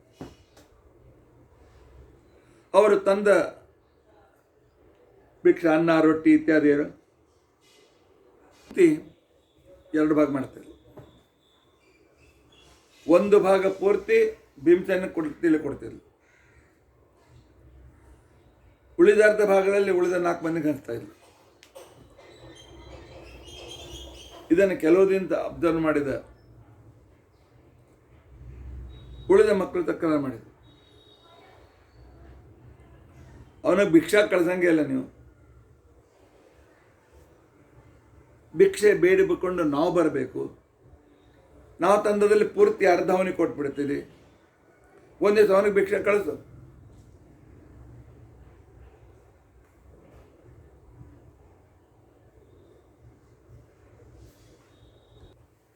ಕುಂತ ಹೇಳಿದ್, ನೋಡಪ್ಪ ನಿಮ್ಮ ತಮ್ಮಂದ್ರೆ ಭಾಳ ತಕರಾರು ಮಾಡ್ತಾ ಇದ್ದಾರೆ, ಇವತ್ತೊಂದು ದಿವಸ ಹೋಗ್ಬಾರೋ ಭೀಮ ಅಂತ ಕಳಿಸಿಲ್ಲ. ಭೀಮ ಹೋದ. ತಾಯಿ ಮಾತು ಮೀರುವಾಗಿಲ್ಲ. ಈ ಕಡೆಗೆ ಭಿಕ್ಷೆ ಬೇಡುವಂತಿಲ್ಲ. ಯಾಕೆ? ಬ್ರಹ್ಮಚಾರಿ ಸನ್ಯಾಸಿ ಬಿಟ್ಟು ಉಳಿದವರಿಗೆ ಭಿಕ್ಷೆ ಬೇಡಲಿಕ್ಕೆ ಅಧಿಕಾರ ಇಲ್ಲ. ಗೃಹಸ್ಥರಿಗಂತೂ ಸರ್ವಥಾ ಇಲ್ಲ. ಆ ನಂತರ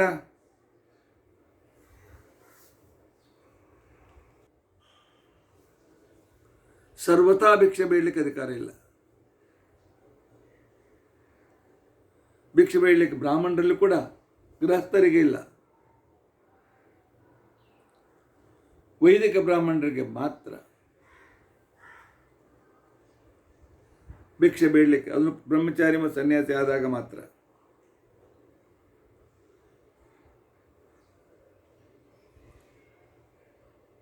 ಈಗ ಅಮ್ಮ ಭಿಕ್ಷೆ ಬೇಡಲಿಕ್ಕೆ ಹೇಳಿದ್ದಾಳೆ, ಹೇಗೆ ಮಾಡಬೇಕು, ಏನು ಮಾಡಬೇಕು? ನಾನು ಕ್ಷತ್ರಿಯ, ಇನ್ನೊಬ್ಬರಿಗೆ ಭಿಕ್ಷೆ ಬೇಡು ಅಂತಿಲ್ಲ. ಭೀಮಸೇನ ದೇವರು ಉಪಾಯ ಮಾಡಿದ್ರು. ಕುಂಬಾರನ ಮನೆಗೆ ಹೋದರು. ಕುಂಬಾರನಿಗೆ ಹೇಳಿದ್ರು, ಏನೋ ಕುಂಬಾರ, ನಿನ್ನ ಮನೆ ಎಷ್ಟು ದೊಡ್ಡ ನಂಗೆ ಗಡಿಗೆ ಮಾಡಿಕೊಡು ಅಂತೇಳಿ. ಮತ್ತೊಬ್ಬರಾಗಿದೆ, ಹೋಗು ಅಂತ ತಿಳ್ಕೊಂಡಂತಿದ್ರು. ಕುಂಬಾರ ಇವರು ತೇಜ ಮತ್ತು ಪರ್ಸ್ನಾಲಿಟಿ ನೋಡಿ, ಆಯ್ತು ಅದು ಮಾಡಿಕೊಡ್ತೀನಿ, ಏಕರೆ ಅಷ್ಟು ಮಾಡಬೇಕಲ್ಲ ಅಂತ ತಿಳ್ಕೊಂಡಂತ. ಏನು ಚಿಂತೆ ಮಾಡಬೇಡ, ತಯಾರು ಮಾಡ್ಕೊಂತ ತಿಳ್ಕೊಂತೇಳಿ. ಅಲ್ಲೇ ಸ್ವಲ್ಪ ದೂರದಲ್ಲಿ ಗಂಗಾ ನದಿ ಇತ್ತು. ಹೌದು, ಸ್ನಾನ ಮಾಡಿದ್ರು.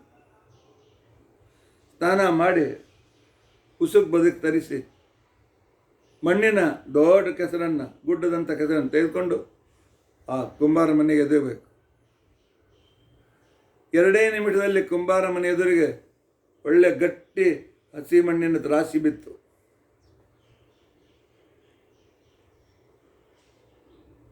ದೊಡ್ಡ ಗಡಿಗೆ ಮಾಡಿಕೊಟ್ಟ. ಅದನ್ನು ಅವರು ಯಾವ ಸ್ಥಳದಲ್ಲಿ ಎಲ್ಲ ವ್ಯಾಪಾರಿಗಳ ಮನೆಗಳಿದ್ದವನು, ಬ್ರಾಹ್ಮಣರ ಮನೆಗೆ ಹೋಗಲಿಲ್ಲ ಭೀಮಸೇನ.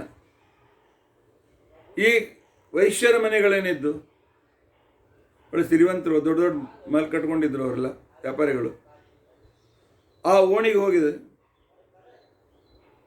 ಆ ಓಣಿಯ ಒಂದು ಅಷ್ಟೇ ಬದಿಯಲ್ಲಿ ಆ ಗಡಿಗೆಯನ್ನು ಇಟ್ಟು ಭೀಮಸೇನ ದೇವರು ನಾ ಮಾಡಿದ್ದು ಭಾಳ ಸ್ವಲ್ಪ. ಭೀಮಸೇನ ದೇವರು ಹುಂಕಾರ ಮಾಡಿದರೆ ಗಡ ಗಡ ಗಡ ಗಡ ವೈಶ್ಯರ ಮನೆ ನರಗಲಿಕ್ಕೆ ಚಾಲು, ಅದು ಭೂಕಂಪ. ಎಲ್ಲರೂ ಬಂದು ಹೊರಗೆ ಬಂದರು. ಇನ್ನೊಮ್ಮೆ ಹುಂಕಾರ ಮಾಡಿದ. ಅವರೆಲ್ಲ ಕುಯ್ಯಿ ಗಡಕ್ಕೆ ಬರ್ಕೊ, ಅಪ್ಪ ತಡಿಯಪ್ಪ ಮಾರಾಯ, ಹುಂಕಾರ ಮಾಡಬೇಡ, ಏನು ಬೇಕು ನಿನಗೆ?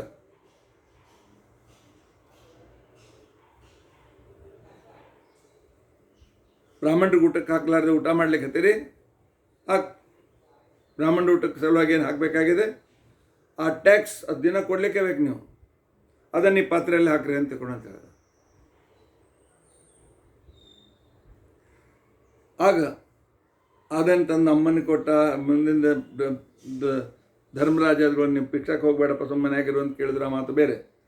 ತಾತ್ಪರ್ಯ ಏನು ಅಂತಂದರೆ, ಪಾದ ಸೇವನಂ, ಗುರುಗಳ ಮಾತು ಮೀರುವಂತಿಲ್ಲ. ಗುರುಗಳ ಮಾತು ಕ್ಷತ್ರಿಯರು ಭಿಕ್ಷೆ ಬೇಡಬಾರದು, ಬೇಡೋದಿಲ್ಲ. ಅಲ್ಲಿಂದಲೇ ಭೀಮಸೇನದೇವರು ತೋರಿಸಿಕೊಟ್ಟಿದ್ದಾರೆ, ನಾನು ನನ್ನ ದೇವರ ವಿರುದ್ಧ ಹೋಗೋದಿಲ್ಲ ಅಂತ, ನನ್ನ ಗುರುವಿನ ವಿರುದ್ಧ ಹೋಗೋದಿಲ್ಲ. ಶುದ್ಧೇ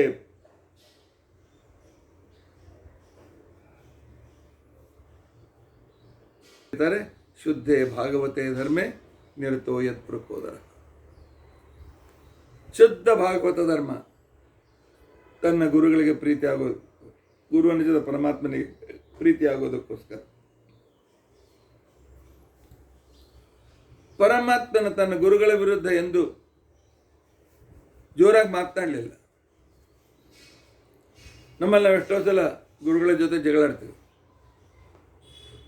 ನಾವು ಜಗಳಾಡಿದ್ರೆ ಆ ಮಾತು ಬೇರೆ. ಕೆಲವರು ಇರ್ತಾರೆ, ತಂದೆ ತಾಯಿ ಆಜ್ಞೆ ಮಾಡಿದರೆ, ಗುರುಗಳ ಆಜ್ಞೆ ಮಾಡಿದರೆ ಆಗೋದಿಲ್ಲ ಅಂದ್ಬಿಡ್ತಾರೆ. ಈ ರೀತಿ ಆಗೋದಿಲ್ಲ, ನೀವ್ಯಾರು ನನಗೆ ಹೇಳೋರು ಅಂತ ಅಂದ್ರೆ ತಂದೆಗೆ, ತಾಯಿಗೆ, ಗುರುಗಳಿಗೆ ಅಂದರೆ ಅನೇಕ ಜನ್ಮಗಳವರೆಗೆ ರಾಕ್ಷಸನಾಗಿ ನರಕದಲ್ಲಿ ಕುಳಿತು ಕೊನೆಗೆ ಯಾಮ್ ಜಾಯತೆ ಕ್ರಮಿಹಿ, ಹೊಲಸು ಪದಾರ್ಥದಲ್ಲಿ ಮಲಮೂತ್ರಗಳಲ್ಲಾಗುವ ಕ್ರಿಮಿಯಾಗಿ ಅಲ್ಲಿ ದುಃಖ ಪಡ್ತಾನೆ ಅಂತ ಕೊಂಡಿದ್ದಾರೆ. ಆದ್ದರಿಂದಾಗಿ ತನ್ನ ಗುರುವಿನ ವಿರುದ್ಧ ಭೀಮಸೇನ ಒಂದು ಕೆಲಸವನ್ನು ಮಾಡಲಿಲ್ಲ. ಕೃಷ್ಣ ಮನಸ್ಸಿನ ವಿರುದ್ಧ ಒಂದು ಕಾರ್ಯವನ್ನು ಕೂಡ ಭೀಮ ಮಾಡಲಿಲ್ಲ. ದೇವತೆಗಳನ್ನಾಗಲಿ ಮನುಷ್ಯರನ್ನಾಗಲಿ ಯಾರ ಹತ್ರವೂ ಏನೂ ಕೇಳಲಿಲ್ಲ. ಲೌಕಿಕ ವಿಷಯದಲ್ಲಿ ದೇವರಿಗೂ ಪ್ರಾರ್ಥನೆ ಮಾಡೆ, ಆ ನಂತರ ಯುದ್ಧದಲ್ಲಿ ತಕ್ಕಂಥವರನ್ನ ಹೊಡಿಲಿಲ್ಲ. ಆ ನಂತರ ವಿಷ್ಣು ವಿರೋಧಿಗಳಿಗೆ ಸ್ವಲ್ಪವೂ ಹೆಲ್ಪ್ ಮಾಡಲಿಲ್ಲ. ವಿಷ್ಣು ವಿರೋಧಿಗಳಿಗೆ ಒಂದು ಸ್ವಲ್ಪವೂ ಹೆಲ್ಪ್ ಮಾಡಲಿಲ್ಲ, ಒಂದು ದಮಡಿ ಕೊಡಲಿಲ್ಲ. ಯಾಕೆ? ವಿಷ್ಣು ನನ್ನ ಗುರುನಿಂದ ಮಾಡ್ತಕ್ಕಂಥವರಿಗೆ ನಾನು ಏನೂ ಮಾಡೋದಿಲ್ಲ.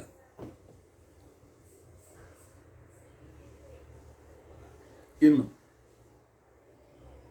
ಈ ರೀತಿಯ ಧರ್ಮವನ್ನು ಭೀಮ ಹೇಗೆ ಪರಿಪಾಲನೆ ಮಾಡಿದ ಅನ್ನೋದನ್ನು ಹೇಳ್ತಾ ಇದ್ದರೆ ಇನ್ನೊಂದು ಅರ್ಧ ಗಂಟೆ ಬೇಕು. ಅದಕ್ಕೆ ಪಾದ ಸೇವನ ಭಕ್ತಿಯನ್ನು ಹೇಗೆ ಮಾಡಬೇಕು ಭೀಮನಿಂದ ಕಲಿಯಬೇಕು. ತನ್ನ ಗುರುಗಳ ಮಹಿಮೆ ಮುಂದು ಬಾರದಂತೆ, ಗುರುಗಳ ಮಹಿಮೆಯ ಆಜ್ಞೆಯನ್ನು ಮೀರದಂತೆ ಚಾಚೂ ತಪ್ಪದೆ ಪ್ರತಿಯೊಂದು ಸೇವೆಯನ್ನು ಮಾಡಿದ ಭೀಮಸೇನ ಶ್ರೇಷ್ಠ ಗುರುಭಕ್ತ ಅಂತ ಅನಿಸ್ಕೊಳ್ತಾನೆ. ಆದ್ದರಿಂದಾಗಿ ಆ ಗುರುಭಕ್ತಿಯಿಂದ ಯುಕ್ತವಾಗಿರತಕ್ಕಂಥ ಪಾದಸೇವನಂ ಅಂತಕ್ಕಂಥ ಭಕ್ತಿಗೆ ಪ್ರತಿಯಾಗಿ ನಿಲ್ಕೊಂಡು ಈಗಾಗಲೇ 1 ಗಂಟೆ ಆಗಿದೆ. ಸ್ವಲ್ಪ ಹೇಳಲಿಕ್ಕೂ ಮಾತನಾಡಲಿಕ್ಕೂ ಸ್ವಲ್ಪ ಅನಾನುಕೂಲ ಆಗ್ತಾ ಇದೆ. ಮುಂದಿನ ವಿಷಯವನ್ನು ನಾಳಿನ ದಿವಸ ನಾವು ತಿಳಿದುಕೊಳ್ಳಿಕ್ಕೆ ಪ್ರಯತ್ನಿಸೋಣ. ಇತಿ ಅಧ್ಯಕ್ಷತಾ ಪ್ರಸಕ್ತಿ. ಹರೇ ರಾಮ ರಾಮ ರಾಮ ಹರೇ ಹರೇ, ಹರೇ ಕೃಷ್ಣ ಕೃಷ್ಣ ಕೃಷ್ಣ ಹರೇ ಹರೇ. ಉಗ್ರಂ ವೀರಂ ಮಹಾವಿಷ್ಣುಂ ಜ್ವಲಂತಂ ಸರ್ವತೋಮುಖಂ ನೃಸಿಂಹಂ ಭೀಷಣಂ ಭದ್ರಂ ಮೃತ್ಯುಂ ನಮಾಮ್ಯಹಂ. ಅಕ್ಷಯಂ ಕರ್ಮ ಯಸ್ಮಿನ್ ಪರೇ ಸ್ವರ್ಪಿತಂ ರಕ್ಷಯಂ ಯಾಂತ್ಯ ದುಃಖಾನಿ ನಾಮತಃ ಅಕ್ಷರೋ ಯೋಜರ ಸರ್ವದೇವಾಮೃತಃ ಕುಕ್ಷಿಗಮ್ಯಸ್ಯ ವಿಶ್ವಂ ಸದಾ ಜಾತಿಕಂ ಪ್ರೀಣಯ ವಾಸುದೇವಂ ದೇವತಾಮಂಡಲ ಖಂಡಮಂಡನಂ. ಶ್ರೀಕೃಷ್ಣಾರ್ಪಣಂ.